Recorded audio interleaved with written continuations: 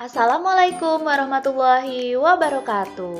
Halo anak-anak, sudah siapkah kalian belajar bersama Ibu hari ini?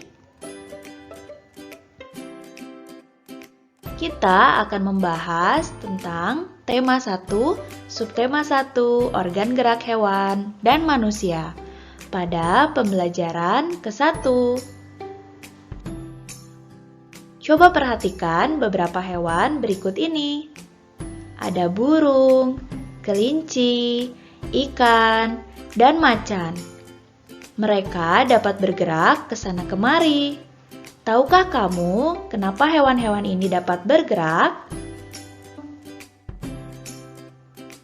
Ayo kita amati percakapan Edo dan Pak Rudi.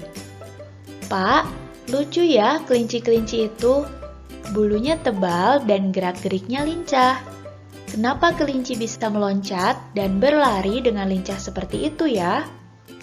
Benar, kelinci dapat bergerak lincah karena didukung oleh organ-organ geraknya.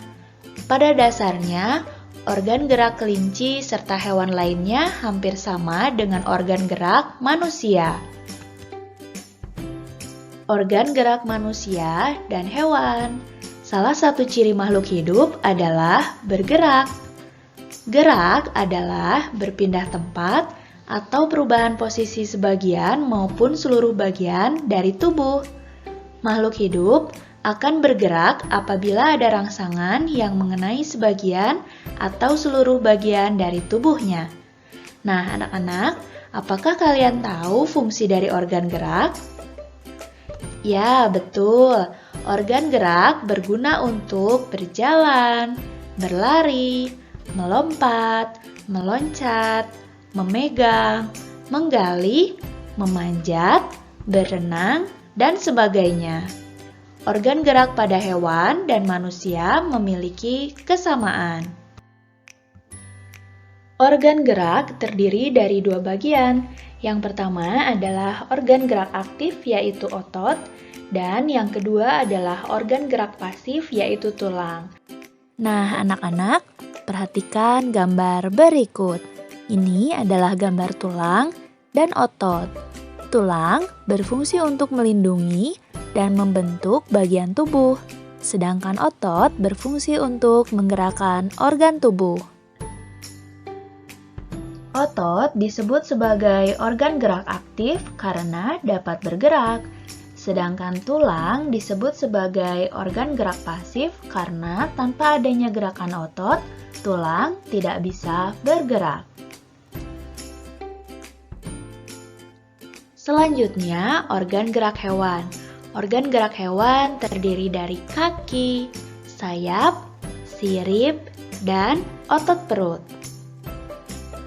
Coba sebutkan hewan yang bergerak dengan kaki. Ya, betul. Contohnya adalah singa, sapi, jerapah, dan unta.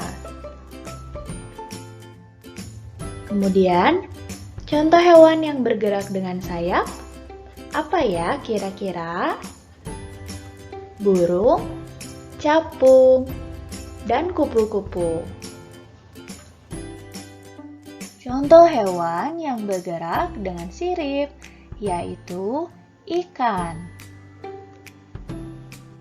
Contoh hewan yang bergerak dengan otot perut, siput, dan ular.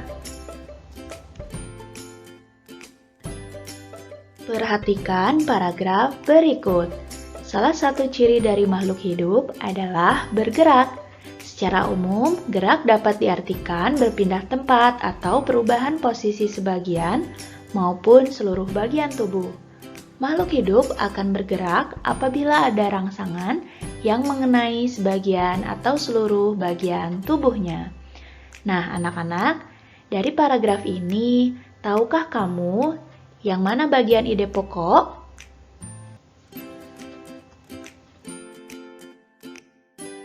Mari kita analisis bersama paragraf berikut. Yang merupakan kalimat utama yaitu Salah satu ciri dari makhluk hidup adalah bergerak. Sedangkan kalimat-kalimat lain yang tidak Ibu beri tanda merah merupakan kalimat pengembang. Dan yang merupakan ide pokok dari paragraf ini yaitu ciri makhluk hidup adalah bergerak. Lalu, apa yang dimaksud dengan ide pokok?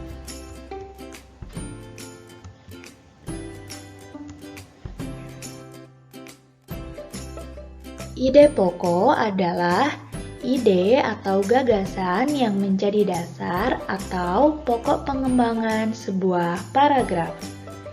Ide pokok biasanya terletak di awal kalimat, tengah kalimat, ataupun di akhir kalimat. Bagaimana cara menemukan ide pokok?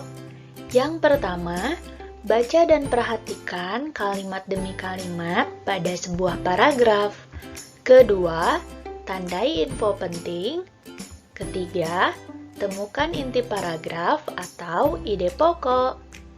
Fungsi dari ide pokok yaitu menjadi dasar pengembangan sebuah paragraf.